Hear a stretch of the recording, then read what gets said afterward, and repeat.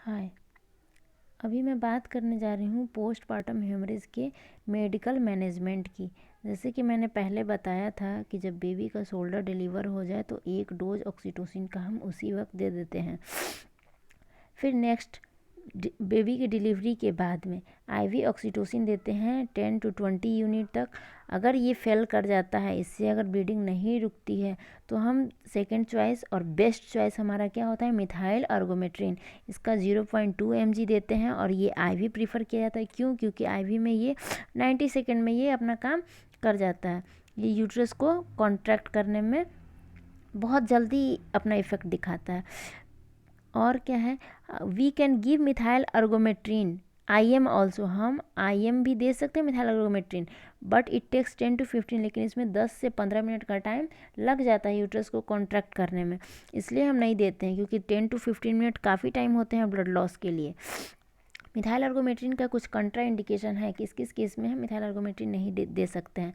अगर पेशेंट को पहले से हार्ट डिजीज़ हो, अगर पेशेंट को प्रेगनेंसी के टाइम में हाइपरटेंशन रहा हो, अगर पेशेंट को RH आइसो इम्यूनाइजेशन हो, अगर पेशेंट का जो डिलीवरी हो रहा हो वो ट्विन हो, क्या हो, ट्विन हो। तो ट्विन के केस में अगर फर्स्ट बेबी का डिलीवरी हो गया और सेकंड बेबी अभी डिलीवर नहीं हुआ है, उससे पहले अगर हम मिथाइल अर्गोमेट्रिन दे देंगे तो क्या होगा, यूट्रस सडन कॉन्ट्रैक्ट कर जाएगा, जिसकी वजह से सेकंड बेबी का डिलीवरी कॉम्प्लिकेटेड हो जाएगा। इसलिए भी हम जब ट्विन प्रेगनेंसी हो तो उसमें सेकेंड बेबी की डिलीवरी के बाद ही दे सकते हैं मिथाइल अर्गोमेट्रिन। अब RH आइसो इम्यूनाइजेशन के बारे में बात करते हैं। इसमें क्या होता है, contamination of mother and fetal blood. माँ के ब्लड का फीटल ब्लड से क्या हो जाता है, कंटामिनेशन हो जाता है। क्यों?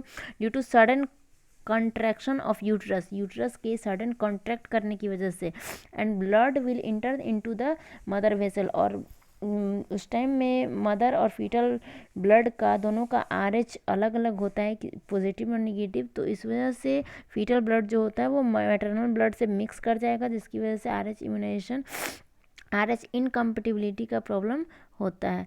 दूसरा है, हम देखते हैं टैबलेट, मीज़ोप्रोस्टोल टैबलेट है हमारा नेक्स्ट चॉइस है। इसमें इसको और PGE1 के भी नाम से जानते हैं। इसका जो डोज होता है 1000 माइक्रोग्राम पर रेक्टल देते हैं। पर रेक्टल बेस्ट रूट होता है PPH को प्रिवेंट करने के लिए मीज़ोप्रोस्टोल का। नेक्स्ट हमारा है इंजेक्शन कार्बोप्रोस्ट भी हम प्रेफर करते हैं। इसको PGF2 अल्फ़ा के नाम से भी जानते हैं। ये कार्बोप्रोस्ट जो होता है ना, वो सिर्फ IM देते हैं। क्यों? क्योंकि अगर IV देते हैं, because IV causes sudden STN। अगर IV देते हैं कार्बोप्रोस्ट तो उससे क्या होता है, सडन हाइपरटेंशन होता है। कार्बोप्रोस्ट हम DNC कर रहे होते हैं उस टाइम भी देते हैं, लेकिन वही इसका इशू है कि अगर IV देते हैं तो हाइपरटेंशन सडन करेगा, इसलिए इसको हमेशा IM प्रीफर किया जाता है। कार्बोप्रोस्ट का PPH को रोकने के लिए कार्बोप्रोस्ट का जो डोज होता है वो 8 डोज लगाना पड़ता है, 8 डोज, और वो भी विदिन 24 आवर। नेक्स्ट बात करते हैं हम अगला, रिकम्बिनेंट से फैक्टर 7। रिकम्बिनेंट 7 जो होता है ये क्या करता है, ये कोअगुलेशन को इंक्रीज़ कर देता है, मतलब ब्लड को क्लॉटिंग में हेल्प करता है। ठीक है, इसका जो डोज है वो 90 माइक्रोग्राम पर kg बॉडी वेट के हिसाब से है। इसको 3 to 5 मिनट टाइम में इंजेक्ट करते हैं और IV देते हैं। नेक्स्ट हमारा मैनेजमेंट में हो सकता है फाइब्रिनोजेन देते हैं मोर देन 1 ग्राम पर लीटर। 1 लीटर IV के साथ जो सलाइन चढ़ रहा होता है उसमें मोर देन 1 ग्राम देते हैं। ठीक है, या फिर मोर देन 100 माइक्रोग्राम पर DL बोल सकते हैं। दूसरा हम इसमें बात करते हैं, फाइब्रिनोजेन 2 तरह से दे सकते हैं, एक तो क्रायो प्रेसिपिटेट और दूसरा है फ्रेश फ्रोजन प्लाज्मा। तो हम फ्रेश फ्रोजन प्लाज्मा नहीं प्रीफर करते हैं, जनरली क्रायो प्रेसिपिटेट प्रीफर करते हैं। क्यों? क्योंकि क्रायो प्रेसिपिटेट क्या होता है, ये जो डोनर ब्लड होता है ना, डोनर ब्लड का जो भी ब्लड होता है उसको फ्रीज किया जाता है under 1 to 6 degree temperature. 1 to 6 degree Celsius temperature पे इसको फ्रोज़न किया होता है, और तब उसमें का प्लाज्मा जो होता है ये होता है, उसी को बोलते हैं हम क्रायोप्रेसिपिटेट। और ये हमारा 3 ग्राम पर केजी बॉडी वेट के हिसाब से पड़ता है, ठीक है। लेकिन अगर हम फ्रेश फ्रोजन प्लाज्मा देते हैं, जो रूम टेम्परेचर पर डोनर ब्लड को रखा जाता है, फ्रेश फ्रोजन प्लाज्मा, तो उसको हमें 30 ml पर केजी बॉडी वेट के हिसाब से देना होगा। तो इसमें फ्लूइड ओवरलोड के चांसेस ज़्यादा होंगे। पर केजी बॉडी वेट के हिसाब से अगर 30 ml दे रहे हैं, अगर 60 केजी की वुमेन है या फिर 50 केजी की ही वुमेन है, तो उसको काफ़ी ज़्यादा डोज पड़ जाएगा। लेकिन यहाँ पे 3 ग्राम पर केजी का डोज से हम क्रायो प्रेसिपिटेट दे रहे हैं, तो इससे तो 10 टाइम्स कम है, इसीलिए क्रायो प्रेसिपिटेट हम ज़्यादा प्रेफर करते हैं। 10 यूनिट ऑफ क्रायो प्रेसिपिटेट जो है वो 1 litre of fresh frozen plasma के बराबर है।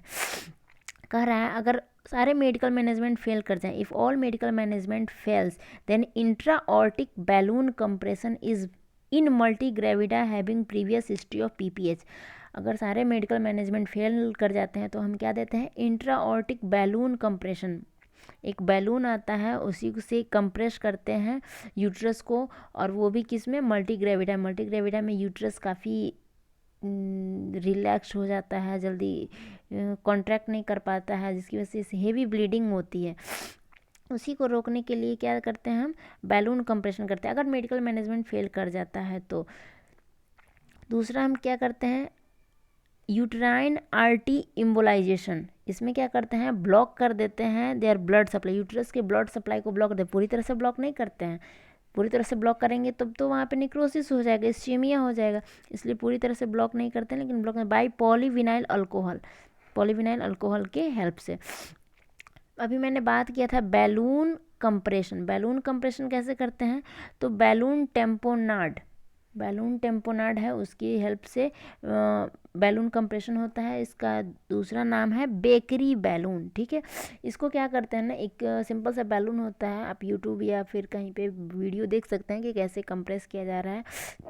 उसको फिल किया जाता है 500 ml ऑफ सलाइन, उसमें लगभग 500 ml उसको पुट करके यूट्रस में, और 500 ml सलाइन को इंजेक्ट कर दिया जाता है, ताकि यूट्रस पे क्या प्रेशर पड़ता है तो ब्लीडिंग अपने आप रुक जाती है। इफ़ ऑल फेल्स, अगर ये भी फेल कर जा रहा है तब हम सर्जिकल मैनेजमेंट करते हैं। सर्जिकल प्रोसीड्यूर में मेनली 2 प्रोसीड्यूर होता है। एक होता है कंप्रेशन और ब्रास सूचर, जिसको क्रिस्टोफर बी लिंच सूचर भी कहते हैं। क्रिस्टोफर बी लिंच सूचर को ब्रास सूचर या कंप्रेशन सूचर भी कहते हैं। इसके बारे में ज़्यादा डिटेल पढ़ने की ज़रूरत नहीं है, वो पीजी वालों का है, ठीक है। आप लोगों के लिए सिर्फ नाम जानना ही काफ़ी होगा। उसके बाद नेक्स्ट है हेमन सूचर। दूसरा क्या है सर्जिकल प्रोसीजर में, हेमन सूचर में क्या करते हैं कि लाइगेट कर देते हैं यूट्रस के आर्टरी को। कौन कौन से आर्टरी को लाइगेट करते हैं जनरली, एक तो हो गया यूट्राइन आर्टरी को लाइगेट करते हैं, और यूट्राइन आर्टरी को, दूसरा हो गया ओवारियन आर्टरी को लाइगेट करते हैं, और तीसरा इंटरनल इलियाक आर्टरी को लाइगेट करते हैं। अगर ये सारे मेजर फेल कर जाते हैं, ये जनरली होता नहीं है, जनरली मैनेज हो जाता है, लेकिन अगर सारे मेजर फेल कर गया, जनरली मल्टी ग्रेविटा में ऐसा देखने को मिलता है, तब लास्ट ऑप्शन होता है हिस्टेरेक्टोमी। ओके, अगर मेरी वीडियो पसंद आई हो तो मेरे चैनल को लाइक और सब्सक्राइब ज़रूर कर दें। Okay, bye.